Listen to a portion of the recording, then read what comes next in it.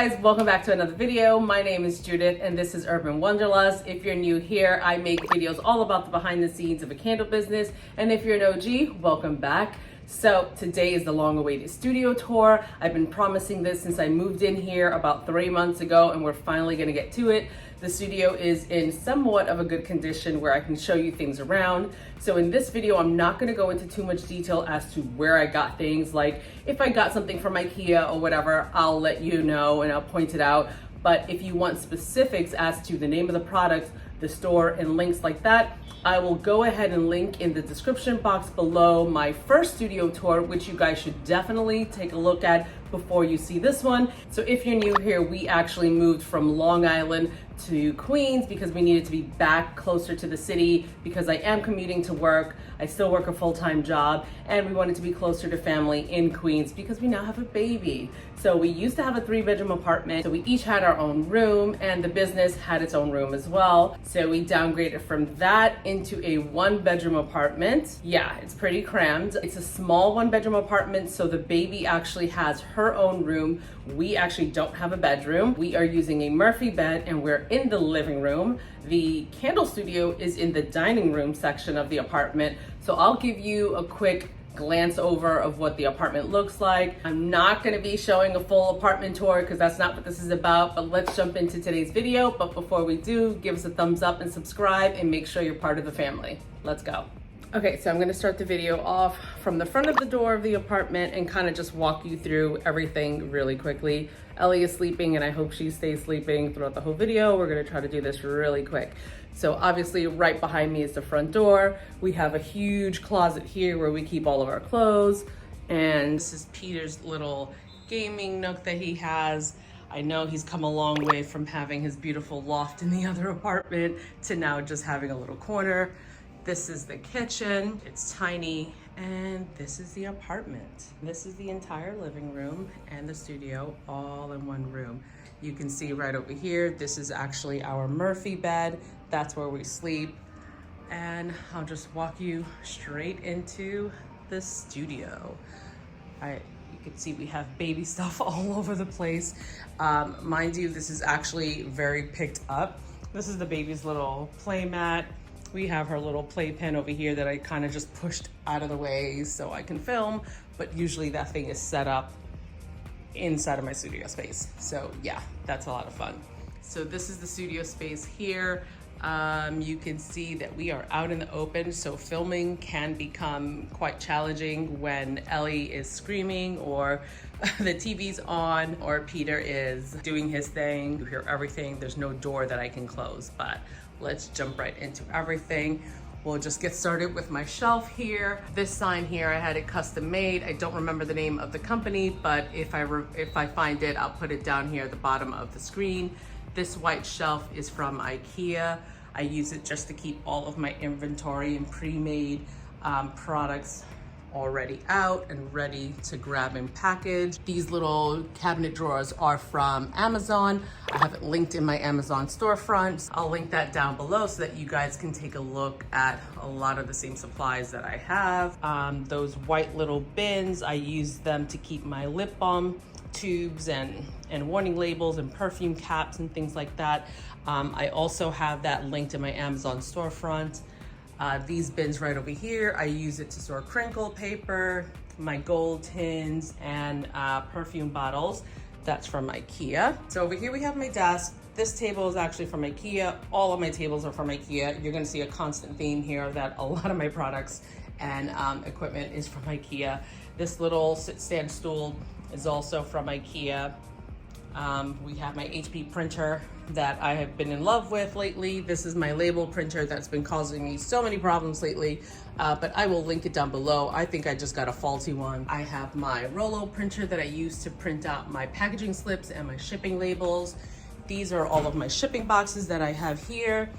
For lack of a better place to put it, that's where it is right now. But these boxes I get from Uline. I'll link them down below. This is my rainforest that I have going on over here. And then if we swing over here to my packing and pouring station, it's the best part. Over here in my pouring station, we have my wax melter. It holds about 50 pounds of wax.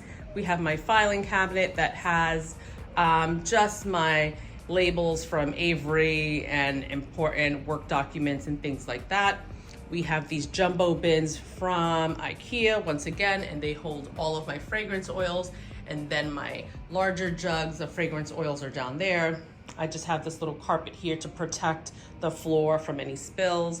I have this little foldable table that I got off of Amazon to hold my scale. This scale is the best scale ever. I've gone through so many within 5 years of running this business, and I'm telling you, it's the best. It'll weigh from ounces, grams, down to the decimal. It's fantastic. What else? And then all of these pegboards, I got them from IKEA, and all the little accessories that go with them as well. I just have all of my pouring pitchers hanging up here, and then my little stirring sticks. Someone asked why I have so many pouring pitchers, and that's because if I'm working on large batches, then each pitcher holds about 60 to 70 ounces of melted wax. So if I'm working on a super large order, like wedding season this year was insane, and I was working on wedding order after wedding order, I was able to have multiple pitchers ready to go. I have my packing tape, all of my wick stickers, warning labels, thank you stickers that I put on my wrapping paper once I wrap it up, tissue paper over here, and then also these trays are from IKEA as well. Then these are my thank you cards that I put into my box, my wick trimmer that I use. It's actually just like wire trimmers, but they work better than scissors, especially when you're trimming so many wicks. And then I have my shopping bags for when I have a local pickup.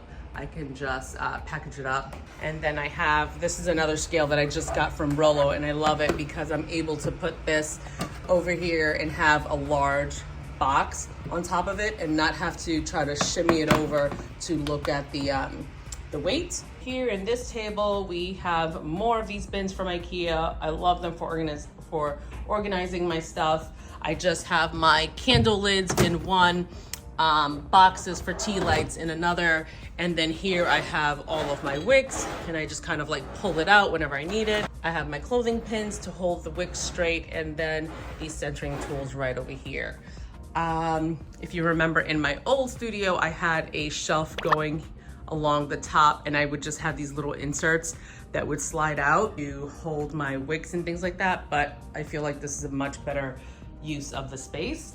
I also have this table that is on wheels, also from IKEA. They're the same as these over here, except it's shorter and it has wheels, and I love it because I can kind of take it with me and move it around as I need it. So if I need an extension and I'm working over here, I can kind of just do that. And I think it's a really good little addition. What we're thinking about actually doing now that Ellie is crawling and she's pulling herself up and learning to walk, we need to condense this shelf into here. Hopefully it can all fit, but stay tuned. That's probably gonna be the next video that I'm gonna be filming, actually right after this one. We need to try to condense this, minimize it. I think I might end up selling this shelf and getting rid of it just so that we can fit her playpen here and have it set in a constant space so I'm not moving it around, which can get really annoying.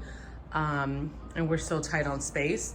It looks like a really nice long area if I move back here, but usually her playpen is right here in this space and I'm just kind of like working around her. It wasn't always like that, but lately that's the way it's been. And this is it. This is my candle studio. And I feel like the plants take up half the space. Well guys, that's it for the studio tour. I hope you enjoyed that. I didn't go into too much detail as to where I got things, and I didn't open up bins and stuff like that because I did that in the first video and I pretty much have everything organized the same way as I did before. So if you're interested in seeing that video, please go ahead and watch it. I'll link it down below in the description box. This is basically how we are squished into a 1-bedroom apartment with a baby, and we're still trying to make it happen. So everything that I need on a day-to-day basis, I keep it in the studio here. I do have a storage unit downstairs in the basement where I put excess supplies like giant bags of packing peanuts, additional candle jars that I don't need right now, but that I use for wholesale clients. I am looking to minimize what I have in the storage unit so I can get rid of that unit and just really live on a much smaller scale of whatever I need being here in the studio. So I hope you guys really enjoyed that. Give us a like and a thumbs up and subscribe. She did. So if you guys like today's video, please give us a thumbs up and subscribe. I swear to God, sorry. That's the baby's toy. I mean, this is what I have to go through because we're in an open space, but whatever. It's cute, it's adorable, it's real. This is how we're living. Yeah, so subscribe, become part of the family, and I'll catch you guys in the next video. I'm sorry. Yeah, push it up.